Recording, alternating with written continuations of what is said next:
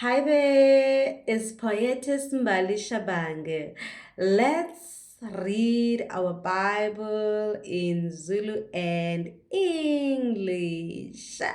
Yebo, yes, from the book of Psalms, chapter number 25, verse number 1 until verse number 10. Amen. It reads as follows: Eleka Davide. Jehova ngiphakamisela kuwena umphefumulo wami. Of David, to you, O Lord, I lift up my soul. Verse 2. Nkulunkulu wami ngiyethemba kuwe. Mawungangijabhisi, izitha zami mazingathabi ngami. In you I trust, O my God. Do not let me be put to shame, nor let my enemies triumph over me. Verse 3. Yebo akuyakujabha noyedwa kwabakulindelayo. Bayakujabha abaphambuka ngeze.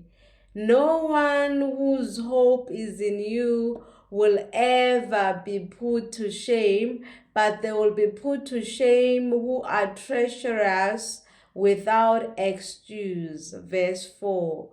Ngazisa imendo yakho, Jehova, ngifundise izindlela zakho. Show me your ways, O Lord, teach me your paths.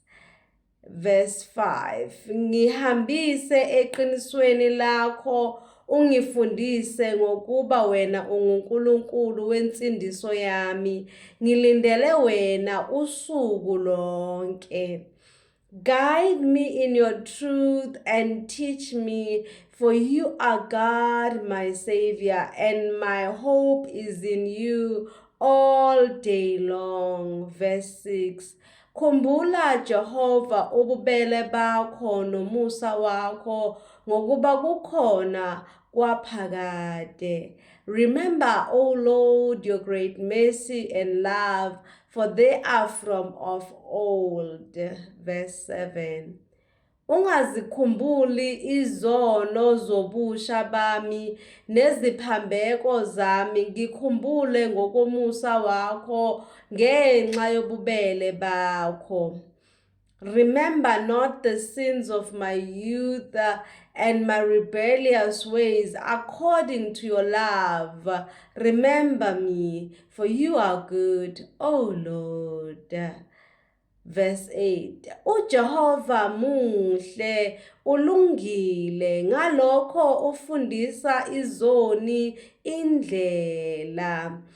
Good and upright is the Lord, therefore he instructs sinners in his ways. Verse 9. Abathobekileyo ubaholela kulokulungileyo, abathobekileyo ubafundisa indlela yakhe. He guides the humble in what is right and teaches them in his ways. Verse 10. Zonke izindlela zikaJehova zingububele neqiniso kulabo abagcina isivumelwano sakhe nezifakazelo zakhe. All the ways of the Lord are loving and faithful for those who keep the demands of his covenant. Amen.